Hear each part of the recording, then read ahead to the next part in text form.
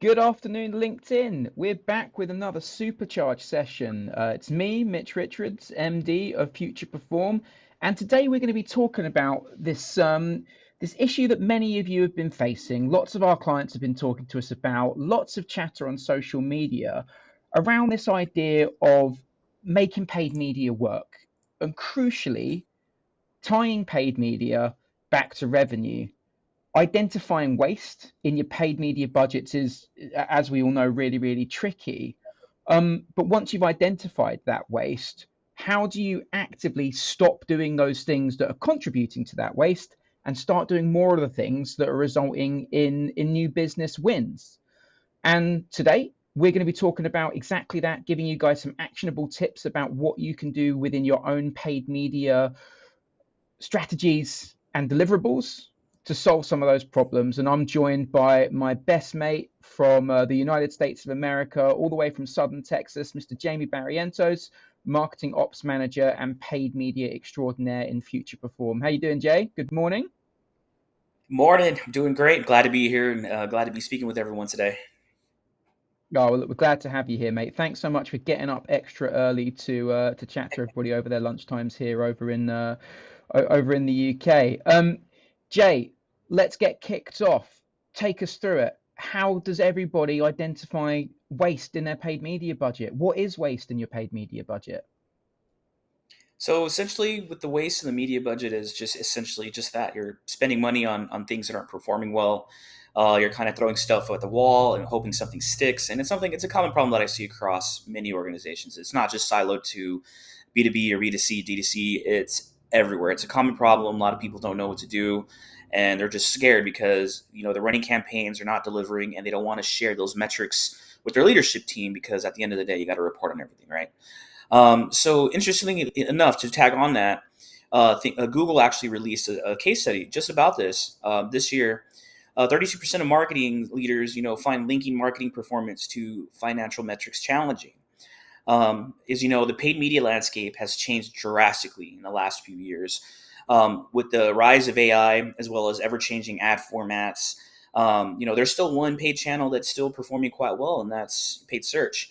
But a common thing that I've come across in multiple regions, specifically just in the B2B space and e-commerce, there's a good chunk of marketers, that can't tie their marketing performance to financial metrics, and it's something that a lot of people will shy away from. Right? We as marketers we tend to lean toward favorable metrics, things that make us feel good. But at the end of the day, what really makes our leadership team feels good is money, revenue.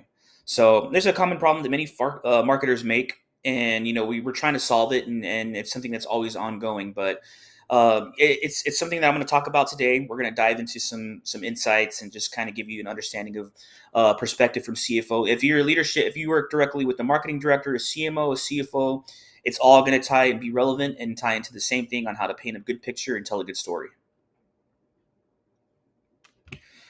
So I know I talked a bit about leadership team and kind of what their needs are, what they're looking for from you as a marketer. For those of you out there on LinkedIn, CFOs really care about revenue, profitability, and efficiency. But often as marketers, as I mentioned before, is we like to talk about impressions, CTR, engagement. Why is that? Well, because we want to know what's how our ads are performing on a surface level as opposed to what's generating revenue. But if one insight I can drill into your heads for all you out there is you want to flip the script. You want to think of it from a revenue perspective first. You want to kind of build a bridge with yourself and your leadership team, whether it's a CMO or your CFO that you report to. Our job as marketers and paid search marketers is to bridge a gap, and really translating marketing performance into financial impact. That means focusing on the right metrics. Now, what are those? Customer acquisition costs, lifetime value, and overall revenue impact. If you're using a CRM such as Salesforce and HubSpot, you really want to drill down and build out your reports to get a clear picture of not just your campaign performance or your ad performance, but what's actually driving revenue. It's really easy to get lost in your marketing campaigns and try to find real success. But in order to show your CFO and how your marketing is really working and what it's really worth, you got to step back, put your shoes into leadership and think about, if I was the CFO of this company, what would I want to see? So, what dashboards can you put together to help you paint the right picture? How much does it cost to acquire a customer? Are you getting deals on a consistent basis from paid search? Or if you're running paid social campaigns, social uh, metrics. So you got to think about it. Can you look back 12 or 24 months and tell the lifetime value of your customers? If you can't answer any of these three questions, then you got a problem. You have to look inward and ask yourself these questions on a daily basis, not just weekly or monthly. One thing is your CFO is always going to be looking at the numbers, and you have to put yourself in that same mindset where you're consistently looking at the revenue generated, the revenue impacts, how the campaigns are going, and not just everything just outside of clicks, but just essentially ensuring that if you're thinking like a CFO, you're going to be able to put your dashboards together in that same way because you want to convey the good and bad. There's going to be good and bad at every step of the way in every campaign that you run, and you can't shy away from it. It's just one thing that's going to make your lives much easier.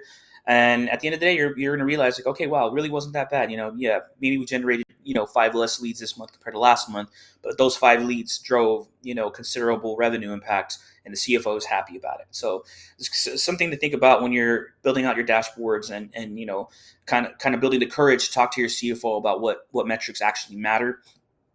Arm yourself with the knowledge. Put these dashboards together in Salesforce and HubSpot, and yeah, you'll be in a much better spot.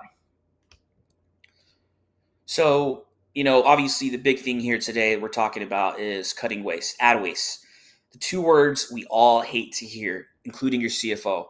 How much money did you spend this month? Did you overspend on an ambitious campaign? The biggest mistake I commonly see is spending on the wrong audiences. Low intent clicks waste budget, a lot of it. We hate it. Instead, we want to use first party data and predictive analytics to kind of prioritize our high intent audiences. Testing is crucial. Incrementally testing your campaigns is absolutely crucial because you want to know what messaging is sticking at every stage of the funnel. Even if you're running just, top of funnel awareness campaigns, you still want to see what's resonating with your customers and your prospects. I'm going to give you guys a great example of a client that I worked with recently. A client of ours in the health and safety sector was struggling with spreading their budget effectively across multiple geographic regions, and they had their budget reduced quite significantly. They were up. They went from a $30,000 budget to a $19,000 spread across 4 geos, including a small side budget for retargeting. They didn't know where to start, and that's kind of like the idle hands are the devil's playground, so to speak. Because when you're given a lot of money and you're told to use that money to spend, you're gonna get lost. And that was an example that I had with them is they didn't know what to do. So what I did is I put together a spend breakdown of all their geographic regions by month from the previous year to the current year, and I analyzed how much they were spending. They went into their ad account. I went into their ad account to see how much each campaign was spending and why. What the lead magnets, that sort of thing. I checked all the leads, opportunities, deals associated, closed won deals, and costs associated for those particular campaigns. So I took a deep dive. And, I started to see a clearer picture. Right. I know as marketers we don't like to work in spreadsheets, but I'm willing to guess that more than half of you, if not 80% of you, use spreadsheets in some way, and dashboards also to kind of share a metric. So after I put the spreadsheet together, I had my picture right in front of me. We saw that a particular region in Benelux was performing a lot better than the Canada region. And we actually were spending more money in the Canada region than we were in the Benelux region. So effectively, I said, okay, the last 6 months we spent a large chunk of money with a third of the leads that were coming in from the Benelux campaign for a third of the spend. So it gave me a clear picture. I was able to kind of put this dashboard together, and we were able to identify how we were going to shift budgets. Because if you're not allocating your budget in the right way, and if you're working in multiple regions, for example, you want to be sure that you're tracking your spend every step of the way, and that you're allocating your budget effectively, because you want to know exactly what's driving the bottom line, what's driving revenue, and also what's making the great impact for your organization. Now, if you work in one region, here's a tip that I'd like to give to you as well. Even if you're working in the USA, you definitely still want to map out every single campaign that you're running down an ad group in a spreadsheet or in a HubSpot dashboard if you can, because you want to get that full picture. Think of it this way: if you don't get the full picture and you're not able to convey that into words that matter to your CFO, you're gonna be back on square one, because you're not going to be in the right place to effectively allocate your budget. but also effectively, show the financial impact of your ads. So definitely, if you when you're considering cutting waste, you want to ideally put a spreadsheet together, paint a right picture for yourself, in order for you to smarter to allocate your budget more effectively and more efficiently. All right, so I kind of want to pivot here a little bit. One thing that I get people messaging me on LinkedIn all the time is, "Hey, I need your help. I'm running a campaign; it's not performing well." And I give people audits all the time, and I always say, "Let me take a look at your account. We'll do a surface level audit just to understand exactly what's going on." We talked about smarter budget allocation, tied to first party data, but I definitely want to share some common mistakes with you guys. I routinely see in ad accounts from all across, every type of region or every type of industry, B2B, SaaS, etc. Um, Common mistakes I see quite frequently is people are focused on vanity metrics. I feel like that's kind of shifting now as, you're starting to see more individuals on LinkedIn kind of talk about revenue and that sort of thing, which is great because I want to see that trend happening all across the board for all of you. Vanity metrics, who cares about impressions in TTR, right? You're probably going to get offended when I say that, but at the end of the day, it's true. These mean nothing without attributed revenue, right?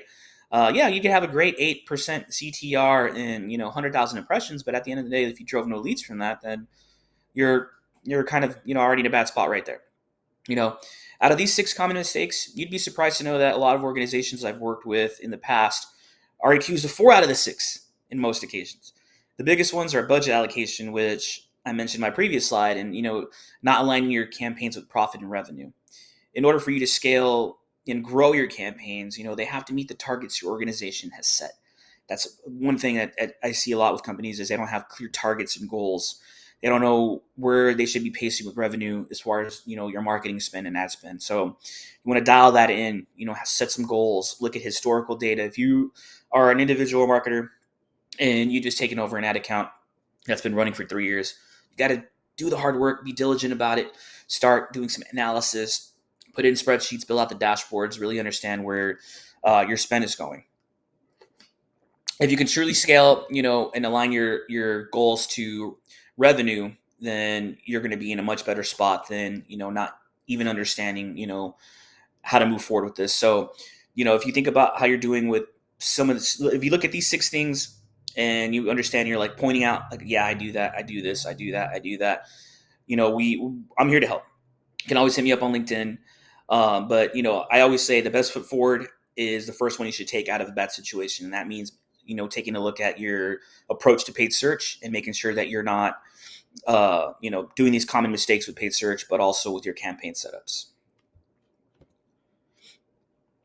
All right. So the next thing, very important, obviously, attribution, right? The marketer's worst nightmare in some cases.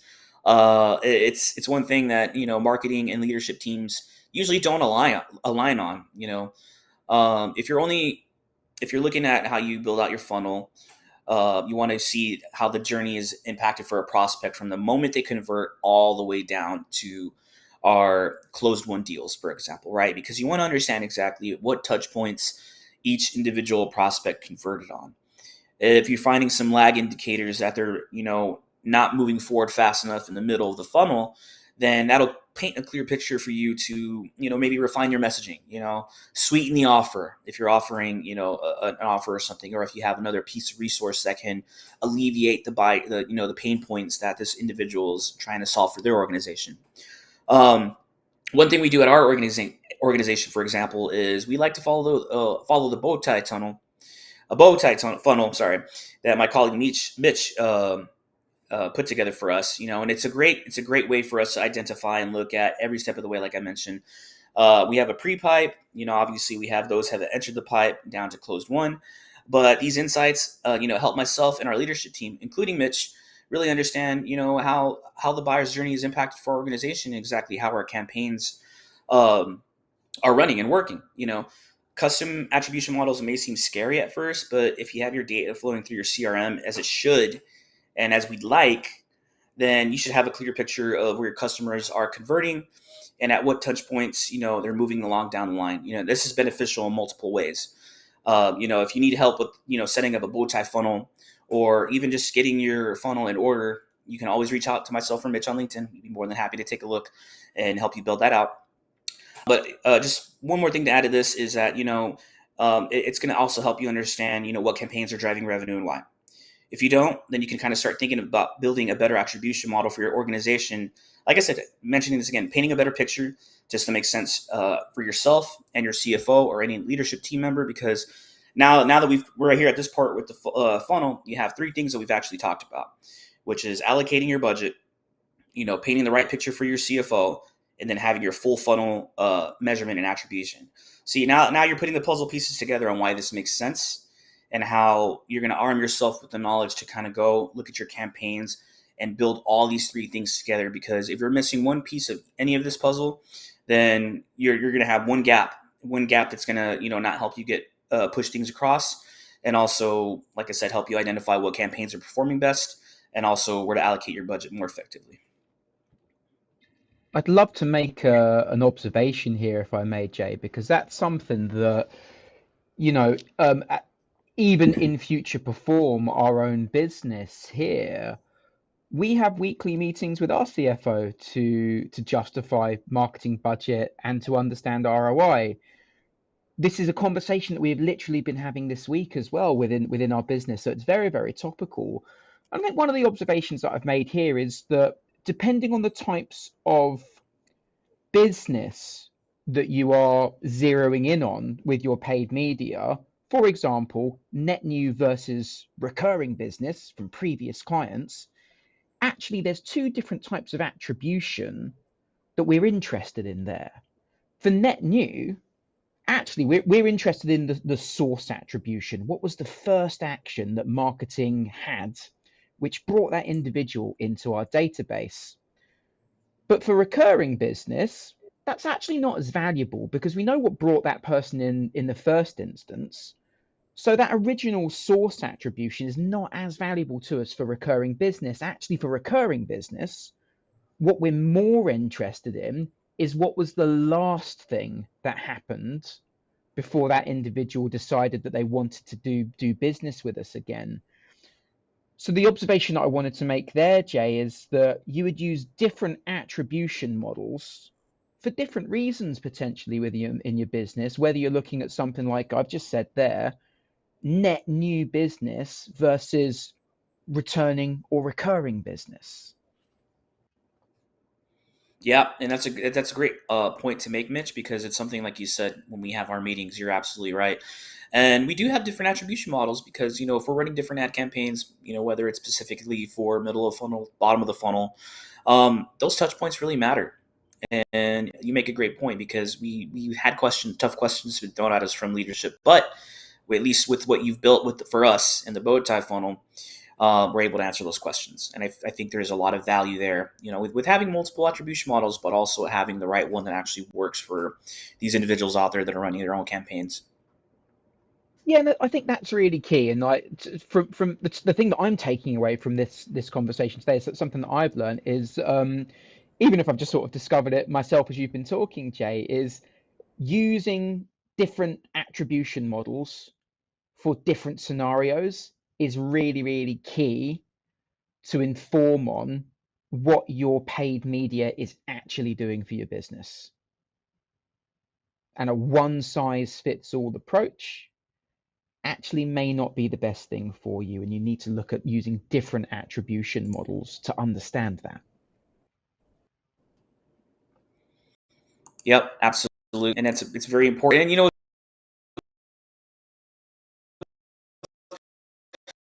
individuals and from any kind of paid organic have this issue. They just cannot put together the right funnel that works for them or don't know how. Um, I think it's valuable, when you have someone that can do that for an organization. I think we put out a lot of resources, and I think you also as well on your LinkedIn. You published a lot of videos and articles, talking about this as well. Um, but yeah, that's a great point. I think people should start, just do a little bit more research. It's not take an hour out of your day, 30 minutes out of your day each day to kind of look at the different funnels that are out there, see what can resonate for your organization and for your products and what you're doing. Like I said, if you need help, Mitch is always a great resource. I'm here as well on LinkedIn. We could always reach out. You can reach out to us, talk to us. We'd be more than happy to run a full audit for you guys and help you understand. If you need help with building a funnel and don't know how to start, I highly suggest reaching out to Mitch. He's on this call right now. He'll be your greatest resource, to help you get started. All right, so I kind of want to pivot here a little bit. I talked a lot about the main things about attribution, on sort of painting the right picture. I want to switch it up and kind of talk about creative and messaging and ads. I want to really focus primarily on LinkedIn ads here for this one since we're on LinkedIn. I get a lot of B2B SaaS companies that commonly ask me, what's the best type of creative for and what messaging should resonate with my prospects and buyers. And, there really is no true answer. But the question I always ask back is, have you done any testing? I usually get a mixed reaction to this because one, testing takes time. No one likes to do it.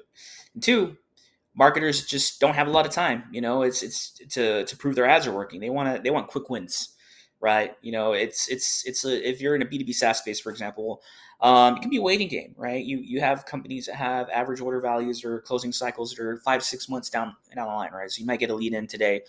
That thing won't close until another 6 months. And then, 6 months down the line, you'll be able to say, yes, I got X amount of revenue from that deal, and we can attribute it to us months down the line, right? So the game is to build up your pipeline. So that way, every month you have something that's closing. So usually what I do is, I ask myself, can I test out new ad variations, focus on moving prospects closer to conversion. A lot of times, I see organizations utilize retargeting, but don't do it properly. Right. Retargeting is not just sending visitors to your website, ads based off, pages they visited, right? Because it's kind of like I said, throwing stuff against the wall. The key is in the messaging that you're putting out there, right? If I know, for example, with us specifically, we have ICPs in different industries such as financial, IT, tech, cybersecurity, etc. You want to hone down your messaging, right? I think a lot of companies out there and a lot of marketers that are currently running their own campaigns, they do a lot of generalized messaging. One thing that I actually worked with Mitch this week, for example, is we took a look at our closed won deals and we identified that, there were 3 ICPs that were actually converting the highest out of all of our other industries and all of our other ICPs. So what we did was we put an action plan together to kind of start creating more micro campaigns geared around messaging targeting those ICPs. We launched this week. We're starting to see a lot of engagement coming through from the ads. And I think it's very important as well because, as you know, when it comes to LinkedIn is pretty expensive. Let's just call a spade here. If you've ever run any kind of LinkedIn ad campaigns, you're going to be spending money. So you want to do it right. You got to think about it, and it has to go beyond the ad itself. You need to look at your audience segmentation, if you really want more engagement and leads. One thing I like to do is build lists in HubSpot and upload them to LinkedIn, for some audience matching. Obviously, one little insight and tip that I can give you guys here is some of these can be quite useful if your database is cleaned up and you know exactly, where your current customer pipeline is and who your customers are.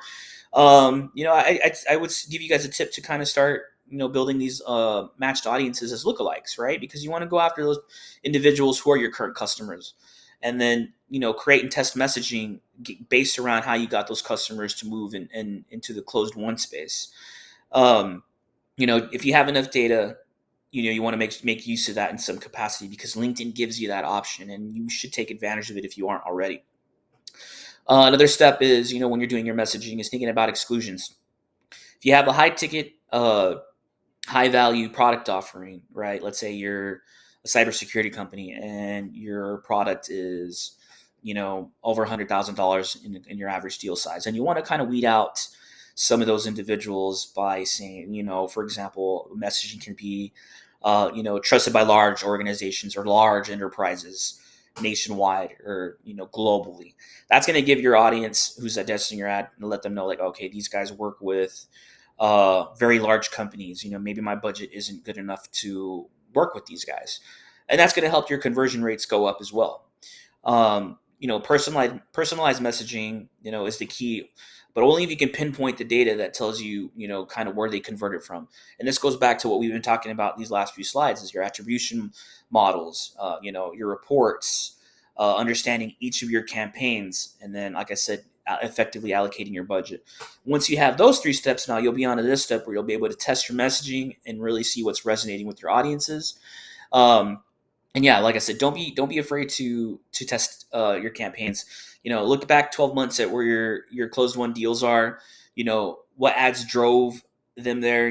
What actions did they take after they clicked on the ad. What pain points did your sales team alleviate for those prospects that turn into customers, and use some of that in your messaging and test it out. That's my biggest tip, and that's something that we do here.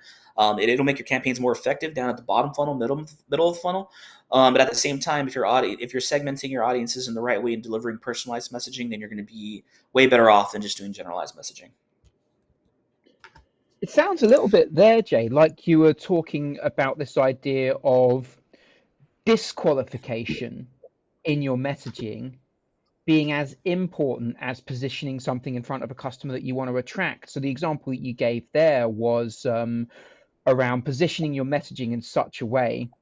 If you are a business that only deals with enterprise size clients, you would create that look and feel and detail within your messaging as a means to prevent wastage from people that may have significantly smaller budgets than you would touch in your own business, effectively saving yourself a click, saving yourself a conversion, and saving yourself from having to disqualify someone once they're through the bottom of your funnel.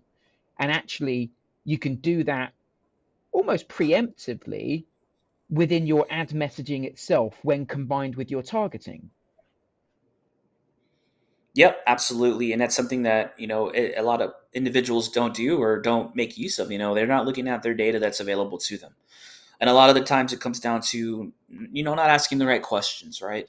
A lot of times we're focused on, all right, what messaging might work? What resources do we have on the website that we can pull messaging from? But instead, it should be, as you and I have been talking about, what converted. Why did they convert? What was the sales team talking to them about that made them sign the contract?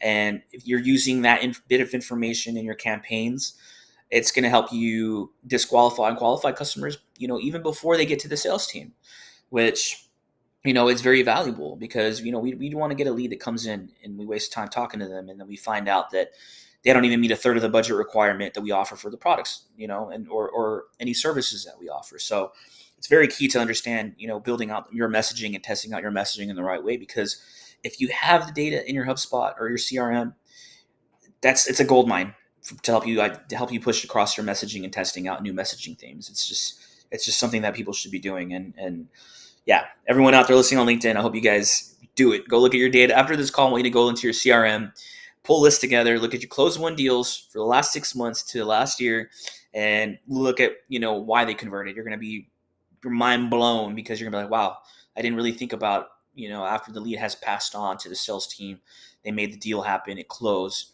Now look at the messaging, look at the emails. It's very, very, it's right there. Make use of it. So yeah, now that Something, we kind it, yeah, I was gonna say, yeah, what was look, that? it's something that we always encourage with our own clients as well. Jay, we're right on time, so just for everyone's Yeah. benefit on the call, what would you say, as quickly as you can summarize, to be the top three things that people can do right now to prevent wastage in their paid media budgets?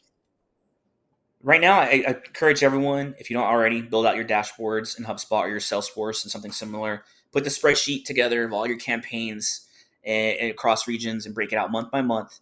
2, look at your attribution model. If you don't have one, build one. If you don't know how to do it, contact us. We'll help you build one. 3rd, test out your messaging.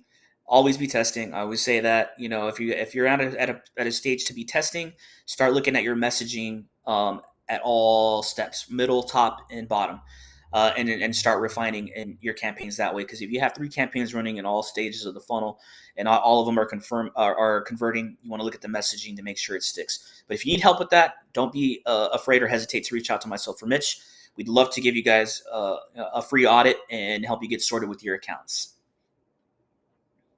Cool. Thanks so much, Jay. Yeah, just like Jay said, look, something that we do for everyone that joins these supercharge sessions that we're doing. we're giving out free audits. We're giving out free CRM audits. We're giving out free paid media audits and also free conversion rate optimization audits. If you want one, get in touch with us on LinkedIn. We'll get a call sorted and we'll get in there and tell you the sorts of things that you can do within your own tech stack and campaigns today to start getting better results and start keeping your CFO happy. And we all know what that means. That means that we get to keep our marketing budgets. We get more money to do more things if the finance teams understand and trust that marketing is a safe bet. And that's what we're here to help you guys do. Thank you so much for listening, Jay. Look, really appreciate your time today, mate. Always a pleasure to see you. And we'll be back at you soon with another supercharged session in the coming weeks.